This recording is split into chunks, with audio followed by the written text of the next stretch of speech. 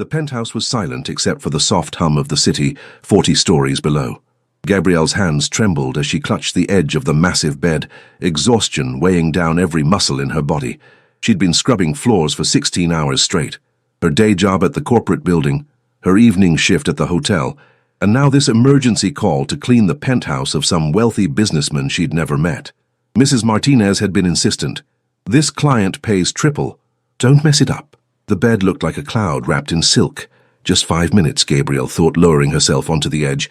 Her daughter Jada was safe with Patrice for the night. 5 minutes wouldn't hurt. The moment her head touched the pillow, darkness claimed her.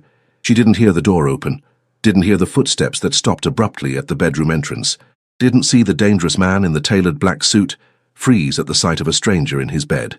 A beautiful black woman with her cleaning uniform still on, her natural curls spread across his pillow like a halo, her face peaceful in a way that made something crack in his carefully constructed armor. Seo Yong-jun had killed men for less than entering his private space, but as he stood there, watching her breathe, he found himself saying something he'd never said to anyone. "Stay." Gabrielle woke to the sensation of being watched. Her eyes flew open, and her heart stopped. Standing beside the bed was a man who looked like he'd stepped out of a dark fantasy. Tall, powerfully built, with sharp Korean features, and eyes so intense they seemed to pierce straight through her soul. His black hair was styled back perfectly, and he wore a crisp white dress shirt with the top 4 buttons undone, revealing a muscular chest and a delicate vertical tattoo of Korean characters running down the side of his neck. Oh my God, I'm so sorry." Gabrielle scrambled off the bed so fast she nearly tripped over her own feet. "I didn't mean to. I was just cleaning and You fell asleep in my bed," he said, his voice deep and measured, with barely a trace of an accent. His expression was unreadable, but something flickered in his dark eyes. "How did you get in here?" "Mrs. Martinez. She's my supervisor at the cleaning company. She sent me here for an emergency cleaning. The door was open. I swear I wasn't—" Gabrielle's voice caught in her throat as she truly took in the man before her. Everything about him screamed power and danger. The way he stood, the way he looked at her, the energy that rolled off him like a physical force. "Martinez," he repeated, his jaw tightening. "She was supposed to send the regular crew, not—" His eyes traveled over her face, her hair, the cleaning uniform that hugged her curves, the exhaustion evident in every line of her body. "Not you." "I'm sorry, Mr. Seo Yong-jun." He moved closer, and Gabrielle instinctively took a step back, hitting the bed behind her. He stopped, something shifting in his expression. "You're afraid of me." It wasn't a question. Gabrielle lifted her chin, channeling every ounce of dignity she possessed. "I'm not afraid. I'm sorry for the intrusion, and I'll leave right now. I won't charge for the job." "You were exhausted," Yong-jun said quietly, still watching her with that unsettling intensity. "When was the last time you slept, really slept?" The unexpected question threw her. That's none of your business. You fell asleep in a stranger's bed within minutes of arriving. That tells me everything I need to know." He pulled out his phone, typed something quickly. "Zone will take you home." "I can take myself home. It's 3 in the morning. You'll take the car." His tone left no room for argument, but it wasn't cruel. If anything, there was something almost concerned in his voice. The door opened and a man in a dark suit entered. He looked at Gabrielle with surprise but said nothing. "Dae-jung, take Miss—" Yong-jun paused, realizing he didn't know her name. "Gabrielle," she supplied quietly. "Gabrielle Thomas. Take Miss Thomas home safely. Make sure she gets inside." Yong-jun turned back to Gabrielle. "Your cleaning supplies are by the door. You don't need them tonight." Gabrielle wanted to argue, wanted to maintain her pride, but the weight of exhaustion was crushing. "Thank you," she said softly, gathering her things. As she moved past him, their arms brushed and electricity shot through her body.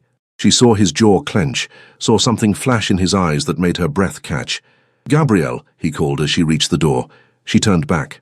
Yong-jun stood in the center of his bedroom, hands in his pockets, looking at her with an expression she couldn't decipher. "You looked peaceful when you were sleeping. I haven't seen peace like that in a very long time." Her heart did something strange in her chest. "Good night, Mr. Seo." "Yong-jun," he corrected. "Just Yong-jun." As Son Dae-jung led her to the elevator, Gabrielle couldn't shake the feeling that her life had just changed in a way she didn't yet understand. Yong-jun stood at his window, watching the car pull away 40 stories below, carrying the woman who'd invaded his sanctuary, and somehow made him feel human for the first time in years. "Sir?" Dae-jung's voice came through his phone. "Should I look into her background?" "Yes, everything. But don't touch her. Don't let anyone else touch her either." "Understood." Yongjun ended the call and walked back to his bed. Her scent still lingered on his pillow, something warm and slightly sweet, mixing with the industrial soap from her work. He picked up the pillow, then stopped himself, disgusted by his own behavior. He'd built an empire in the shadows, commanded loyalty through fear and respect, made grown men beg for mercy, and here he was, holding a pillow like a lovesick fool because a woman had slept in his bed for 20 minutes. But that wasn't quite true, was it? It wasn't just that she'd slept there.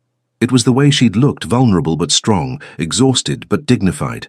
The way she'd lifted her chin and met his eyes, even though he could see her hands trembling. The way she'd apologized with such fierce pride, as if sleeping in his bed was the worst crime she'd ever committed. In his world, sleeping in someone's bed was the least of crimes. His phone buzzed. A message from Giovanni Marchetti. "We need to talk about the waterfront." Yongjun's expression hardened.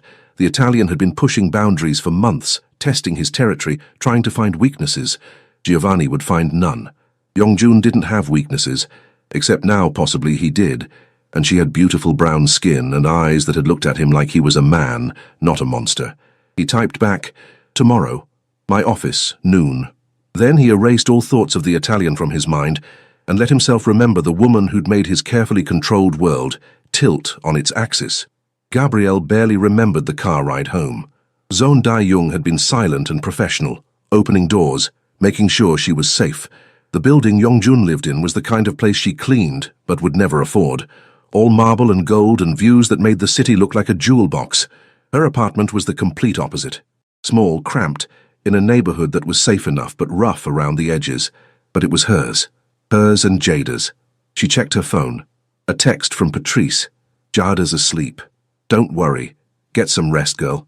Gabrielle collapsed onto her worn couch, her mind spinning. What had just happened? She'd fallen asleep in a stranger's bed. A stranger who turned out to be possibly the most intimidating and attractive man she'd ever seen. A man who'd looked at her like she was something precious and fragile. A man who had a tattoo and an aura that screamed danger. She should forget about him. She should call Mrs. Martinez in the morning, explain what happened, and make sure she never had to go back to that penthouse again. But even as she thought it, Gabrielle knew she was lying to herself, because those dark eyes haunted her, and that voice, "You looked peaceful," played on repeat in her mind. Her phone buzzed. An unknown number. "This is Yongjun. Dae-jung gave me your number. Sleep well, Gabriel. You deserve rest." She stared at the message, her heart pounding. She shouldn't respond. This was dangerous. Men like him didn't enter the lives of women like her for good reasons, but her fingers moved anyway. "Thank you for your kindness tonight." The response came immediately. It wasn't kindness. It was selfishness. "I wanted you to stay." Gabrielle's breath caught. She read the message 3 times, trying to decode it, trying to understand what was happening. "Why?" She typed back before she could stop herself. The 3 dots appeared, disappeared, appeared again. Then, because for the first time in 10 years, my bedroom felt like a home instead of a cage. Gabrielle sat in her dark apartment holding her phone, feeling the earth shift beneath her feet. This was crazy, impossible, dangerous. And yet, she found herself typing, "Good night, Yongjun." "Good night, Gabrielle. I'll see you again soon." It wasn't a question. It was a promise. And deep in her bones, Gabrielle knew he was a man who kept his promises, whether she was ready for it or not. Gabrielle didn't hear from Yongjun for 3 days. 3 days in which she worked her regular shifts, picked up Jada from school, made dinner, helped with homework, and pretended that her entire world hadn't been turned upside down by a man with dark eyes and a voice that wrapped around her like silk. "Mama, you're thinking about something," Jada said on the 3rd evening, looking up from her math worksheet with those 2 knowing eyes. At 7 years old, her daughter was far too perceptive. "Just tired, baby," Gabrielle lied, pressing a kiss to Jada's forehead. "Finish your homework." "Is it a boy?" Jada grinned. "Auntie Patrice says you never think about boys." "Auntie Patrice talks too much," Gabrielle muttered, making a mental note to have words with her best friend. "And no, it's not a boy, it's nothing." Her phone rang. "Mrs. Martinez." "Gabrielle, I need you at the SEO penthouse tonight. Emergency cleaning again." Gabrielle's heart stopped. "Mrs." Martinez, I don't think that's a good idea. Maybe send Rosa or... He requested you specifically. Said you did excellent work last time. Her supervisor's voice was sharp. This is a very important client, Gabrielle. Triple pay. You need it, don't you? She did need it. Jada's school fees were due, the rent was always due, her car needed repairs she couldn't afford. Yes, ma'am. Good. 7 p.m. sharp. And Gabrielle? Don't mess this up. The line went dead. Gabrielle stared at her phone, her mind racing. He requested her, specifically. This wasn't about cleaning at all. Mama? Jada's voice was uncertain. Gabrielle forced a smile. I have to work tonight, baby. You'll stay with Auntie Patrice, okay? At exactly 7 p.m., Gabrielle stood outside the penthouse door, her heart hammering. She'd debated not coming, debated calling in sick. But curiosity and something deeper, something she didn't want to name, had won. The door opened before she could knock. Yongjun stood there wearing dark slacks and that same white dress shirt, unbuttoned enough to show the tattoo on his neck and the hard planes of his chest. He looked like sin wrapped in expensive fabric. You came, he said, and she heard relief in his voice. Mrs. Martinez said you needed cleaning. I lied. He stepped aside. Come in. Gabrielle didn't move. If you don't need cleaning, then I should go. I need you to stay. His eyes held hers. Please. That word, please, from a man who clearly didn't say it often, broke through her defenses. Gabrielle walked inside. The penthouse looked exactly as it had before, spotless, not a single thing out of place. What do you really want? She asked, turning to face him. Yongjun closed the door but kept his distance as if sensing she might bolt. I want to have dinner with you. I want to know your story. I want to understand why a woman falls asleep in a stranger's bed and somehow makes that stranger feel less alone than he's felt in a decade. You don't know me, Gabrielle whispered. No, but I want to. He gestured toward the dining room. I had food prepared, Korean and soul food. I wasn't sure what you'd prefer. If you're uncomfortable, Daejong is right outside. You can leave anytime you want, but I'm asking you to give me 1 hour. Just one. Gabrielle should have said no. Should have walked out and never looked back. But something in his eyes, a loneliness that mirrored her own, made her nod. 1 hour. The dining table was set beautifully, with dishes that made Gabrielle's mouth water. Bulgogi and kimchi alongside collard greens and cornbread, a fusion that shouldn't work but somehow did. How did you know? She asked, sitting down carefully. I had you investigated. At her sharp look, he continued. I know how that sounds. But in my world, strangers in my home are usually threats. I needed to know who you were. And what did you find out? That you work 3 jobs to support your daughter. That you're 28 years old and haven't had a day off in 6 months. That Jada's father left when she was 2. That you're studying online for a business degree but can barely find time to complete assignments. That you're strong, proud and stubborn. And that everyone who knows you says you're the most loyal person they've ever met. Gabrielle felt exposed, vulnerable, angry. You had no right. You're correct. I didn't. Yongjun leaned forward. But I did it anyway because I haven't been able to stop thinking about you. And in my world, Gabrielle, obsession is dangerous. I needed to understand what I was dealing with. Obsession? Her voice came out breathless. Yes, he said it simply, as if admitting something obvious. From the moment I saw you in my bed, peaceful and beautiful, you've consumed my thoughts. I want to know everything about you. I want to take away the exhaustion in your eyes. I want to give you rest. Why? The question burst from her. I'm nobody. I'm a cleaning lady with a daughter and debt and a life that's barely held together. You're whatever you are. We're from different worlds. You think I don't know that? Yongjun's voice turned rough. You think I don't understand how impossible this is, but I'm not a man who denies what he wants. And I want you, Gabrielle Thomas. I want to know you, protect you, give you everything you've been denied. I don't need protection. Everyone needs protection, even the strong ones, especially the strong ones. He paused. Let me guess. You're going to tell me you can handle everything yourself. I have been handling it myself. Yes, and you're exhausted, worn down, working yourself to death. His eyes flashed. Let me help. I don't need your help, Gabrielle said, even as her pride warred with the desperate part of her that wanted to say yes, wanted to lean on someone for the first time in 6 years. Then let me be honest about what I need, Yongjun said quietly. I need you. Your presence. Your peace. You walked into my life and made me remember what it feels like to be human instead of a weapon. Stay. Have dinner with me. Let me be selfish. Gabrielle looked at the food, at this impossible man, at the vulnerability hiding behind his controlled exterior. "One dinner," she heard herself say, "and then I go home to my daughter." "One dinner," he agreed. "For now." They talked for 3 hours. Gabrielle learned that Yongjun had taken over his father's organization at 23 after the old man died, that he'd been raised in a world where weakness meant death and trust was a luxury, that he'd never known his mother, that he read philosophy and poetry in 3 languages, but could kill a man with his bare hands if necessary. She told him about Jada, about her ex, Marcus, who'd walked away the moment fatherhood became real, about her dreams of owning her own business someday, about the exhaustion that lived in her bones. "Why do you keep going?" Yongjun asked, his eyes never leaving her face. "Because Jada deserves better. Because I refuse to let the world break me. Because giving up isn't an option." "You're extraordinary," he said softly. "I'm ordinary. I'm just doing what needs to be done. That's what makes you extraordinary." He reached across the table, his hand stopping just short of hers. "May I?" Gabrielle hesitated, then placed her hand in his. His fingers were warm, calloused, gentle despite the strength she could feel in them. Electricity shot up her arm. "This is crazy," she whispered. "Yes." "You're dangerous." "Yes." "I should leave." "Yes." His thumb traced circles on her palm. "But you won't."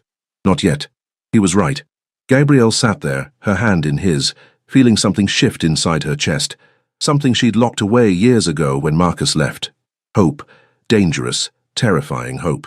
"I have enemies," Yongjun said suddenly. "Men who would use you to hurt me if they knew you mattered. I don't matter to you. We just met." His hand tightened on hers. "Don't lie to yourself, Gabrielle. You matter. You've mattered since the moment I saw you, and that makes you a target." Fear flickered through her. "Then we should stop this. Whatever this is. We should." He stood, still holding her hand, and pulled her gently to her feet. They stood inches apart, the air between them charged with tension. "But I've never been good at doing what I should. Yongjun, let me protect you, you and Jada. I can move you somewhere safe, give you security." "No." Gabrielle pulled her hand away. "I won't be kept. I won't be bought. If you want to know me, it has to be real, not because you're paying my bills or solving my problems." Anger flashed in his eyes, followed by something that looked like respect. "You're the most stubborn woman I've ever met. And you're the most arrogant man I've ever met."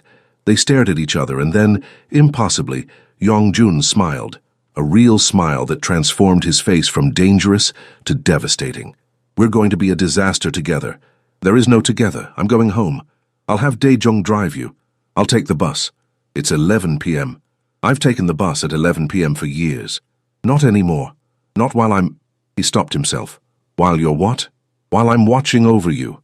His voice was quiet but firm. "Whether you accept my help or not, Gabrielle, you're under my protection now. That's not negotiable." She should have been angry, should have told him he couldn't control her life. But the fierce protectiveness in his eyes made her feel something she hadn't felt in years. Safe. "This is insane," she said. "Yes." He pulled out his phone. "Daejong will take you home. I'll see you again soon." "You don't know that." "Yes, I do, because you feel this too." He stepped closer, close enough that she could feel his heat, smell his scent. Something clean and masculine and intoxicating. "You feel this pull between us, this impossible thing. And you're as curious as I am about where it leads." Gabrielle's breath caught. He was right. God help her. He was right. "Good night, Yongjun," she whispered. He reached up, his fingers barely grazing her cheek. "Good night, Gabrielle. Dream of me." As Daejong drove her home through the city lights, Gabrielle knew she would. She already did. And miles away, in his penthouse, Yongjun stood at his window and made a call. "Daejong, I want full security on Gabrielle Thomas and her daughter. Discreet. They don't know they're being protected. And find out everything about Giovanni Marchetti's recent movements. If he even looks in her direction, I want to know about it." Because Yongjun had learned something tonight. He'd found his weakness. And in his world, that meant war was coming. The flowers arrived at Gabrielle's apartment at 6 a.m. 24 white roses with a card. "Because you deserve beautiful things." Why, Patrice, who'd stopped by to pick up Jada for school, whistled low. "Girl, who is why? And why have you been holding out on me?" Gabrielle stared at the flowers, torn between sending them back and burying her face in their petals. "It's complicated. It's a man. A man with money, if he can afford these beauties." Patrice crossed her arms. Spill. Now. So Gabrielle told her. Not everything, but enough. The penthouse. The dinner. The impossible attraction to a man who was completely wrong for her in every way. Is he married? Patrice demanded. No. Is he respectful? Very. Does he make you feel good? Safe. Gabrielle hesitated. Yes, but Patrice, he's involved in things. Dangerous things. Her best friend's expression sobered. How dangerous? I don't know exactly, but I can see it in him. He's not a regular businessman. Then you need to be careful, Bree, real careful. You've got Jada to think about. I know. Gabrielle touched one of the rose petals. I told him I couldn't see him again. Did you mean it? I wanted to. Patrice sighed. Your heart's already involved, isn't it? Before Gabrielle could answer, her phone rang. Unknown number. Miss Thomas? An unfamiliar voice. This is Dr. Kim from Riverside Elementary. Your daughter Jada had a small incident on the playground. Gabrielle's heart stopped. Is she okay? What happened? She's fine, just a scraped knee from a fall, but she's asking for you. Can you come pick her up? I'll be right there. Gabrielle grabbed her keys, her mind racing. She had to be at work in an hour. If she picked up Jada now, she'd miss her shift. Mrs. Martinez would fire her, but Jada needed her. As if reading her mind, Patrice said, I can get her. You go to work. She asked for me, Gabrielle said, the familiar guilt crushing her chest. How many times had Jada needed her when she couldn't be there? How many times had work come first because it had to, because bills didn't pay themselves? Her phone buzzed. Her text from Yongjun. Daijong tells me Jada was hurt at school. I've sent a car for you. Don't argue. Go to your daughter. Gabrielle's blood ran cold. He's having us watched. What? Patrice snatched the phone, read the message. Oh, hell no. Gabrielle, this is... I have to go. Gabrielle was already moving toward the door. She'd deal with Yongjun later. Right now, Jada needed her. The black car was waiting outside. Daijung opened the door without a word. Gabrielle got in, her mind spinning. How did Yongjun know about Jada? How closely was he watching them? At the school, she found her daughter sitting in the nurse's office, her knee bandaged, tears streaking her face. Mama, I'm here, baby. Gabrielle pulled Jada into her arms. I'm here. I fell and it hurt and I wanted you. Jada sobbed into her shoulder. I know, sweetheart. I've got you now. The school nurse gave her care instructions. Keep the wound clean, watch for infection, nothing serious. Gabrielle signed Jada out and walked toward the car where Daejung waited. Mama, whose car is this? Jada asked, her tears forgotten in favor of curiosity. It's really fancy. It's a friend's car, baby. What friend? You don't have friends with cars like this. Out of the mouths of babes. Gabrielle buckled Jada into the back seat, trying to figure out what to say when her daughter gasped. Mama, look. A small teddy bear sat on the seat, white and fluffy, with a red ribbon around its neck. A note attached. For the brave Jada. Feel better soon. A friend of your mother's, Jada, clutched the bear to her chest. Mama, your friend sent me a present. Gabrielle's throat tightened. She looked at Daejung, who kept his eyes forward, professional as always. But she saw the slight curve of his mouth. Yes, baby. He did. Yongjun was in a meeting with Giovanni Marchetti when his phone buzzed with a message from Daejung. The girl is safe. Minor injury. Mother with her now. Relief washed through him, so powerful it momentarily derailed his concentration. Giovanni noticed immediately. Everything all right, Seo? The Italian asked with a smile that didn't reach his eyes. Giovanni Marchetti was in his 50s, silver-haired and charming, and absolutely ruthless. He controlled the waterfront territories that Yongjun wanted, and this meeting was supposed to be a negotiation. Instead, it felt like a chess match where Giovanni was trying to find his weak spots. Everything's fine, Yongjun said coolly. You were saying something about the docks? I was saying that my sources tell me you've been distracted lately. Giovanni leaned back in his chair. A man in our position can't afford distractions, can he? They tend to become liabilities. The implied threat was subtle, but unmistakable. Yongjun's expression didn't change, but inside, ice formed in his veins. Did Giovanni know about Gabrielle? Impossible. He'd been careful, hadn't he? I'm never distracted when it comes to business, Yongjun said. The question is whether you're ready to be reasonable about the waterfront, or whether we need to resolve this another way. Always so direct, you Koreans. Giovanni chuckled. I admire that, but I'm not prepared to give up territory I've held for 20 years just because you've decided you want it. Then we have nothing more to discuss. Yongjun stood. Good day, Giovanni. Wait. The Italian's voice hardened. You might want to reconsider. I'd hate for our disagreement to become messy, especially when there are innocent people who could get caught in the crossfire. There it was, the real threat. Yongjun turned slowly, his eyes deadly. If you're implying what I think you're implying, let me be very clear. Anyone who touches what's mine doesn't live long enough to regret it. What's yours? Giovanni smiled. I wasn't aware you had anything worth protecting beyond your organization. They stared at each other across the room, two predators measuring the other's strength. Finally, Giovanni stood. Think about my offer regarding the docks. I'll be in touch. After he left, Dae-jung entered. Sir, he has a tail on you, 3 men, they've been following you for a week. I know, let them. But double the security on Gabrielle and Jida. No one gets within 100 feet without our knowledge. Already done. Dae-jung paused. The woman called. She wants to speak with you. She seemed upset. Yongjun checked his watch. Tell her I'll come to her tonight. Gabrielle was pacing her small living room when the knock came. Jada was asleep in her bedroom, the teddy bear clutched in her arms. Patrice had left an hour ago with stern warnings about dangerous men and bad decisions. She yanked open the door. Yongjun stood there in his usual expensive clothes, looking completely out of place in her worn hallway. You're having us followed, she said without preamble. Yes. You sent my daughter a gift. Yes. You paid for a car to take me to her school. Yes. He stepped inside without being invited, closing the door behind him. Are you going to yell at me now? I should. Gabrielle's voice rose, then dropped when she remembered Jada sleeping. You can't just insert yourself into our lives like this. You can't watch us without permission. That's stalking, Yongjun. I call it protection. I didn't ask for protection. You shouldn't have to ask. His voice was calm, but his eyes blazed. The moment you mattered to me, you became a target. Do you understand what that means? Men like Giovanni Marchetti will look for any weakness they can exploit. Right now, Gabrielle, you and Jada are my weakness. The words hit her like a physical blow. Then we should stop this, whatever this is, before someone gets hurt. Too late. He moved closer. It's already too late for that. It's not. We barely know each other. We can just... Can you stop thinking about me?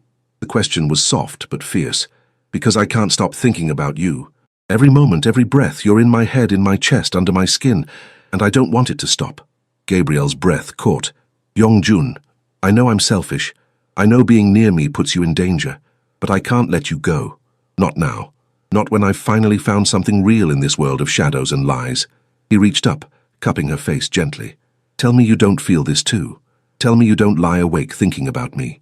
Tell me, and I'll walk away. She should tell him exactly that. Should lie and protect herself and her daughter. Should do the smart, safe thing. But Gabrielle had been smart and safe her whole life, and where had it gotten her? Exhausted, alone, struggling.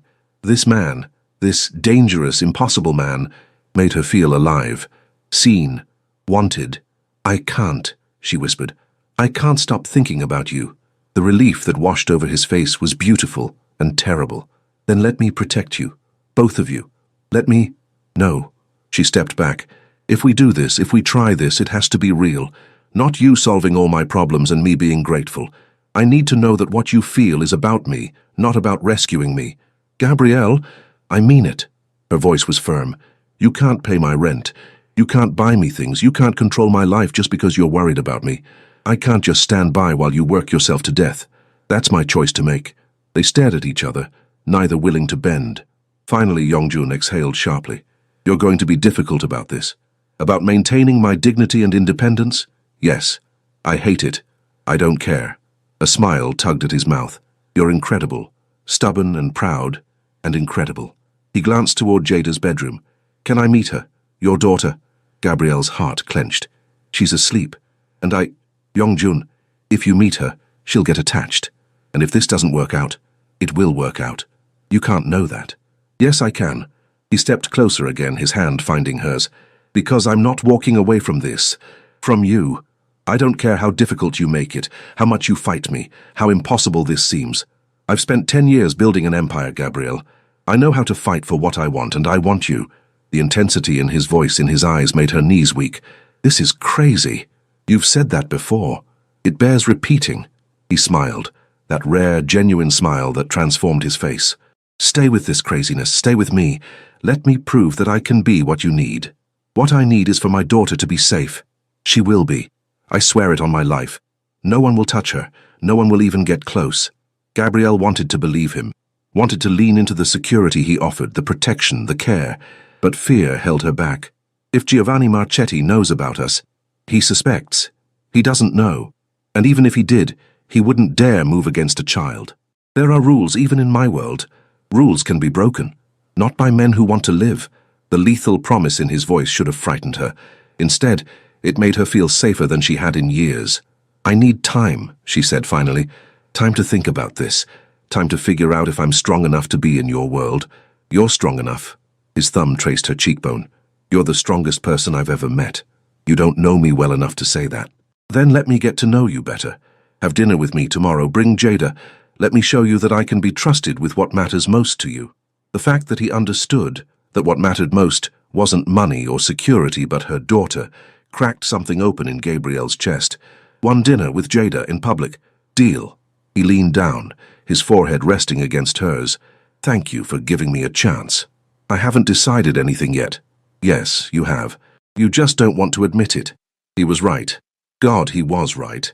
Gabrielle had already decided, the moment he'd sent that teddy bear to her daughter, the moment he'd looked at her like she was precious, the moment he'd made her feel like she mattered. She was in so much trouble. Good night, Yongjun. Good night, Gabrielle. He pressed a soft kiss to her forehead, then another to her temple. Dream of me. Arrogant, she murmured. Truthful, he corrected, then left before she could respond. Gabrielle locked the door behind him and leaned against it, her heart racing. Through the window, she saw the black car pull away, but she also saw another car parked down the street, headlights off, engine running, his security watching over them. She should have been angry, should have felt invaded. Instead, she felt safe, and that terrified her more than anything. The dinner never happened. At 4 p.m. the next day, while Gabrielle was picking up Jada from school, 3 men tried to grab them in the parking lot. They would have succeeded if Dai Jung and his team hadn't been there. Gabrielle heard Jada scream, turned to see a man reaching for her daughter, moved on pure instinct, throwing herself between them, felt strong hands grab her arms, heard Jada crying, saw one of the men pull something from his jacket. Then everything exploded into motion. Dae-jung appeared like a shadow, his movements precise and deadly. Within seconds, 2 of the men were on the ground. The third ran. Gabrielle snatched Jada into her arms, her whole body shaking. "Mama!" Jada sobbed against her chest. "Mama, I'm scared!" "I've got you, baby, I've got you." Gabrielle looked at Dae-jung, who was already on his phone. "What the hell just happened? We need to move, now." He gestured to the car. "Get in." "I'm not getting in any car until you tell me what's going on." "Gabrielle?" Dae-jung's voice was urgent. "Those men were sent to take you and Jada. If you don't get in this car right now, more will come, and I can't protect you both in an open parking lot." Terror shot through her. "Take us, who sent them?" "I'll explain in the car, please." Gabrielle looked around. Parents were starting to notice the commotion. Someone would call the police. She needed to get Jada somewhere safe, needed to understand what was happening, needed... She got in the car. Yongjun was in the middle of a conference call when Dae-jung's emergency signal went off. He ended the call without explanation and answered. "They tried to take them," Dae-jung said, his voice tight. 3 men in the school parking lot. We have 2 in custody. The third escaped." Yongjun's vision went red. "Are they hurt?" "No. Shaken. But safe. I'm bringing them to you now." "No. Take them to the safe house in Brookline. Full security detail. No one in or out without my authorization." "Sir, the woman is demanding answers." "Then give them to her. Tell her everything, and tell her I'm coming." Yongjun ended the call and turned to the men assembled in his office. His top lieutenants, the heads of various operations, the muscle and brains of his organization. "Find Giovanni Marchetti. Bring him to me. Alive, but just barely." "Sir," one of them said carefully, "if we move against the Italians now, it could start a war." "Then let there be a war." Yongjun's voice was ice. "No one touches what's mine and lives to speak of it." The safe house was a beautiful townhouse in an upscale neighborhood, nothing like what Gabrielle expected. Dae-jung led them inside, where 2 female security personnel were waiting. One of them smiled at Jada. "Hey there, sweetheart. You like hot chocolate? We've got some in the kitchen." Jada looked at Gabrielle, her eyes red from crying. "Mama?" "It's okay, baby, go ahead." Gabrielle kissed her forehead, then watched as her daughter was led away. The moment she was out of sight, Gabrielle turned on Dae-jung. "Explain. Now." So he did. He told her about Yongjun's organization, about the territories and the power struggles, about Giovanni Marchetti and his desire to weaken Yongjun by finding a vulnerability, about how someone had leaked information about Gabrielle and Jada. "So we don't know who yet," Daejung said, "but we will, and they'll be dealt with." Gabrielle sank onto the couch, her hands shaking. "This is my fault. I should never have. I put my daughter in danger. No, this is Giovanni's fault, and he'll pay for it. I need to leave. Take Jada and leave the city. Go somewhere safe. There is nowhere safe if you run. These men have reach, resources. The only way to be safe is to end the threat. And how exactly do you plan to do that?" The door opened. Yongjun walked in, his face a mask of controlled fury. His eyes found Gabrielle immediately, scanning her for injuries. "Are you hurt?" "No, but—" He crossed the room in 3 strides and pulled her into his arms, holding her so tightly she could barely breathe. I'm so sorry, this is my fault." Gabrielle felt his heart hammering against her chest, felt the tremor in his hands. This man, this dangerous, powerful man, was shaking because she'd been threatened. "Where's Jada?" he asked against her hair. "In the kitchen. She's fine. Scared, but fine." He pulled back, his hands cupping her face. "I will fix this. Giovanni will never threaten you again, I swear it." "How? By starting a war? By killing people?" Gabrielle's voice broke. "I can't be the reason for that. I can't—" "You're not the reason. Giovanni's greed is the reason. His arrogance, his belief that he can take anything he wants without consequences." Yongjun's eyes were black fire. "He touched what's mine, tried to hurt what I—" He stopped, his jaw clenching. "What you what?" Gabrielle whispered. "What I love." The words came out rough, torn from somewhere deep. "What I love more than my own life. You and Jada. You're mine to protect, mine to cherish, and anyone who threatens you will learn exactly what I'm capable of." Gabrielle's breath caught. "You don't love me. We barely know each other. I know enough. I know you're brave and strong and beautiful. I know you make me want to be better than I am. I know that the thought of losing you makes me want to burn the world down." He pressed his forehead to hers. "I know that I'd die before I let anyone hurt you." Tears slid down her cheeks. "This is too much. Too fast. I can't—" "Mama!" They both turned. Jada stood in the doorway, hot chocolate in hand, staring at Yongjun with wide eyes. "Who are you?" Yongjun immediately released Gabrielle and crouched down to Jada's level. "My name is Yongjun. I'm a friend of your mother's. The friend who sent me the teddy bear." "Yes." Jada studied him seriously. "Mama's been sad a lot. Are you going to make her more sad?" The question, so innocent and direct, made Gabrielle's heart clench.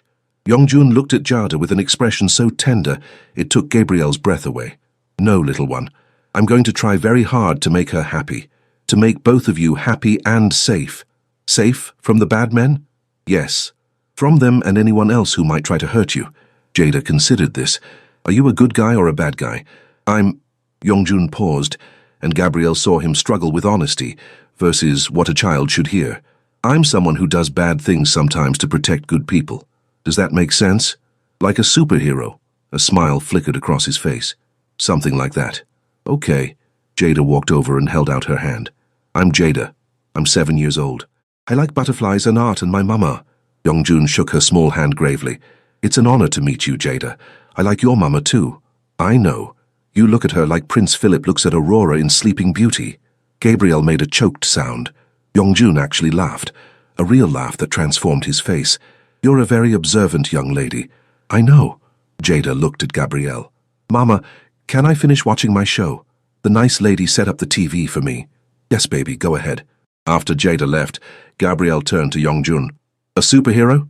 It seemed appropriate. He stood, his expression sobering.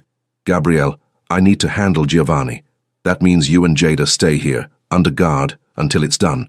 "For how long? A few days? Maybe a week?" "I have work. Jada has school. We have a life, which won't exist if Giovanni gets to you." His voice was hard. "I'm not asking, Gabrielle. You're staying here where I know you're safe. You can't just keep us prisoner." "I can and I will if it means keeping you alive." He gripped her arms, his eyes desperate. "Don't you understand? If something happened to you, if he hurt you or Jada, I would lose the last piece of humanity I have left. You can hate me for this, you can be angry, but you'll be angry and alive." Gabrielle saw the fear beneath his control. the vulnerability he was trying so hard to hide. This man who commanded an empire was terrified of losing her. 1 week, she said finally. 1 week, and then we talk about what comes next. Really talk, Yongjun. About whether this can work. About whether I can live in your world. 1 week. And Gabrielle, he pulled her close. It will work. I'll make sure of it. She wanted to believe him. Wanted to think that love could bridge the gap between their worlds. But as she felt his arms around her, felt the desperate strength of his embrace, she wondered if love would be enough, or if it would destroy them both. 3 days passed in the safe house. Gabrielle watched Jada adjust with the resilience of childhood, making friends with the security team, drawing pictures, treating the whole thing like an adventure. But at night, her daughter had nightmares. Nightmares of men trying to take her, of her mother being hurt. Yongjun came every evening. He brought dinner, brought toys for Jada, brought news of the situation outside. Giovanni had gone to ground, but Yongjun's people were closing in. On the third night after Jada was asleep, Yongjun found Gabrielle on the balcony, staring at the city lights. "This wasn't what I wanted for you," he said quietly, joining her. "This fear, this isolation." "I know." Gabrielle didn't look at him. "But it's your reality, and if I'm with you, it becomes mine too. You could walk away. After this is over, I'd make sure you and Jada were set up somewhere safe, somewhere he could never find you. Is that what you want?" "No." His voice was raw.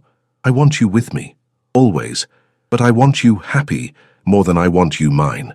Gabrielle finally turned to face him. "You really love me, don't you?" "Yes." "Why? I'm nobody special. You're everything." He took her hand. "Your peace in a world of violence. Your light in my darkness. You're the reason I want to be better than what I was raised to be. You make me feel human, Gabrielle. Like I'm more than just the things I've done." Tears filled her eyes. "I love you too. I don't want to. I know it's crazy and dangerous and probably the worst decision I've ever made, but I love you." Yongjun's expression cracked. He pulled her into his arms, holding her like she was the most precious thing in the world. "Then stay. Please. Stay with me and let me spend the rest of my life proving I'm worthy of that love. What about Jada? What kind of life would this be for her? A safe one, I swear it. Once Giovanni is dealt with, I'll make sure both of you are protected. The best schools, the best security, anything you need. I don't need money or things. I need you to be honest with me, always. About the dangers, about what you do, about what our life would really look like. I can do that." He cupped her face. "But you have to promise me something too." "What?" "Promise me you'll never stop fighting me when I'm wrong. Never stop being stubborn and proud. Never let me turn you into something you're not." Gabrielle smiled through her tears. "I think I can manage that." He kissed her then, a kiss full of promise and passion and desperate hope. A kiss that spoke of all the words they hadn't said, all the fears they hadn't voiced, all the love they were brave enough to claim. When they pulled apart, Gabrielle rested her head on his chest. "What happens now?" "Now I end this, and then we begin our life together." The confrontation came on the 4th day. Yongjun's people found Giovanni in a warehouse on the waterfront, the very territory they'd been fighting over. Yongjun went alone against Daejong's protests because this was personal. Giovanni was waiting, surrounded by his men, but they were outnumbered by Yongjun's forces, hidden in the shadows ready to strike if needed. "Seo," Giovanni greeted him with false warmth. "I wondered when you'd come." "You made a mistake," Yongjun said coldly. "You threatened innocent people. A woman, a child. I needed to send a message. You've been encroaching on my territory for months, and now you'll pay for that message with everything you have." Giovanni's smile faded. "You'd start a war over a woman?" "No." Yongjun stepped closer. "I'd start a war over my family. That woman and her daughter are mine, under my protection, and you tried to take them. So what now? You kill me? My organization retaliates? Your organization has already seen the evidence of your failures. The shipments you've lost, the money you've wasted, the territory you've let slip." Yongjun's voice was deadly calm. "I've bought out your lieutenants, Giovanni. Every single one. You have no army, no power, no future." The Italian's face went white. "That's impossible." "Nothing is impossible when you're motivated. And you motivated me very well when you sent those men after Gabrielle and Jada. What do you want?" "Everything. The waterfront, the trade routes, your contacts, all of it. In exchange, I let you live. You retire to whatever hole you want to crawl into, and you never come near me or mine again. And if I refuse, Yongjun pulled out his phone and showed Giovanni a photo. His own daughter, safe at her ballet recital, surrounded by Yongjun's people. Then you learn exactly how it feels to have someone you love threatened.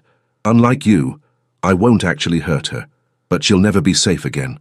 Never have a moment of peace. That's the life you'll give her if you refuse. Giovanni stared at the photo, his hands shaking.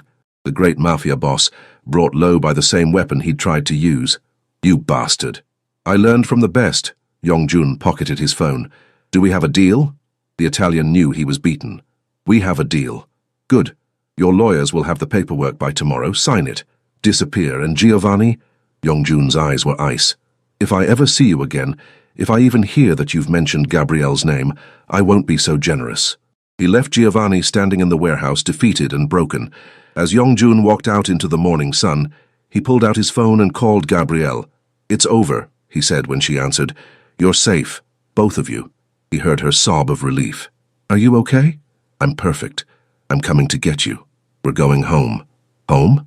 Our home. If you'll have me. If you'll let me build a life with you.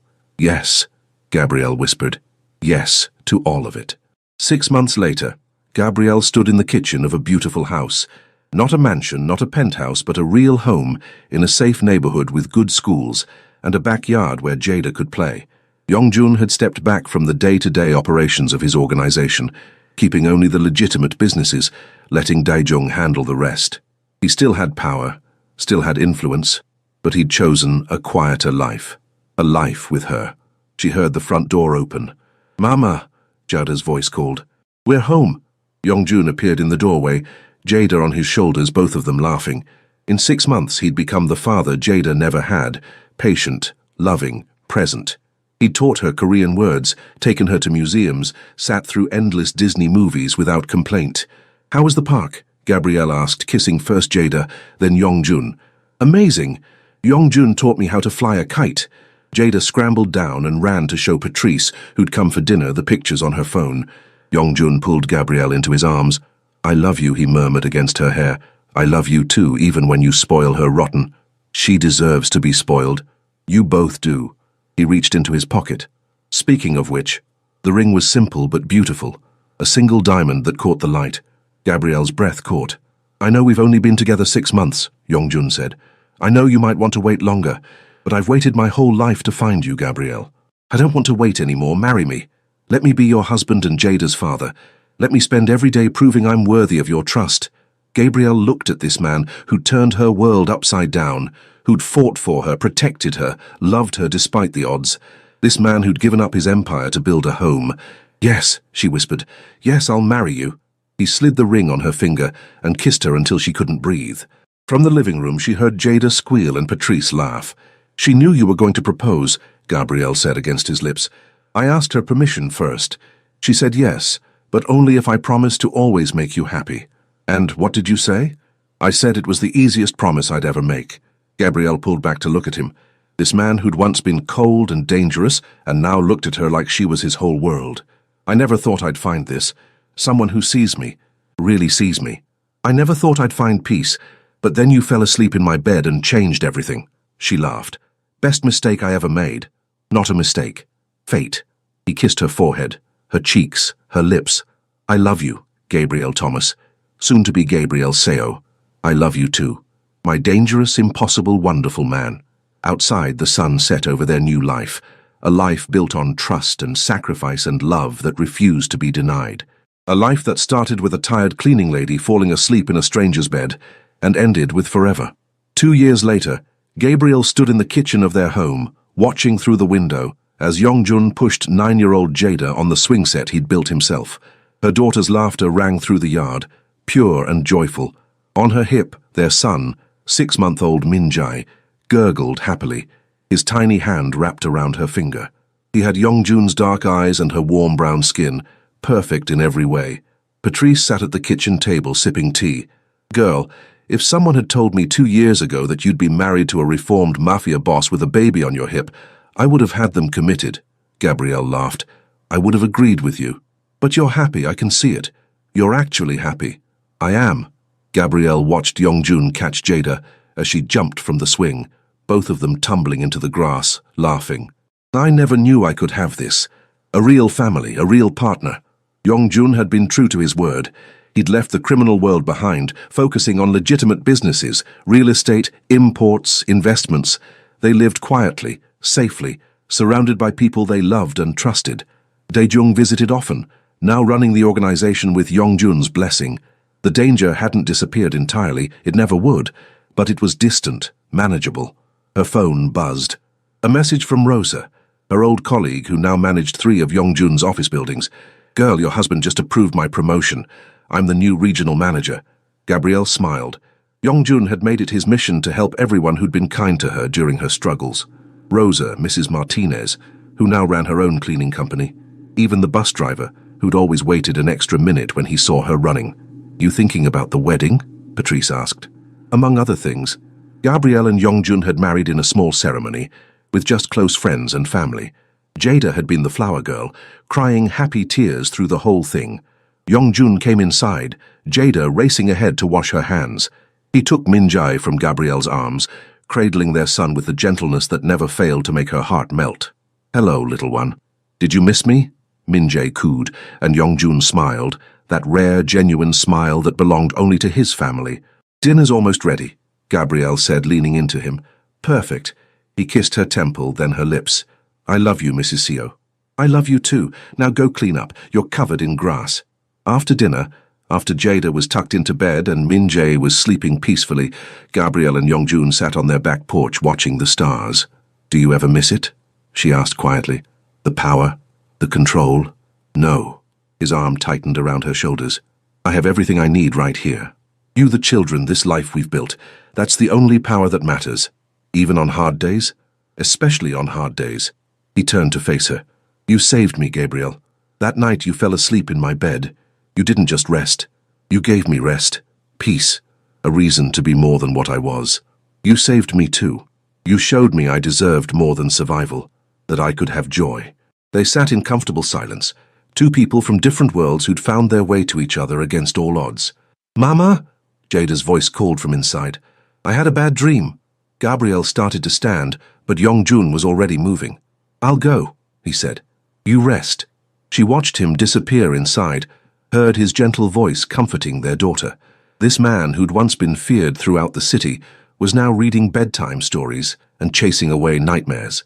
Love had transformed them both, made them brave enough to choose each other, to build something real from the wreckage of their pasts. Gabrielle touched her wedding ring, smiled at the stars, and thanked whatever fate had brought an exhausted cleaning lady and a lonely mafia boss together.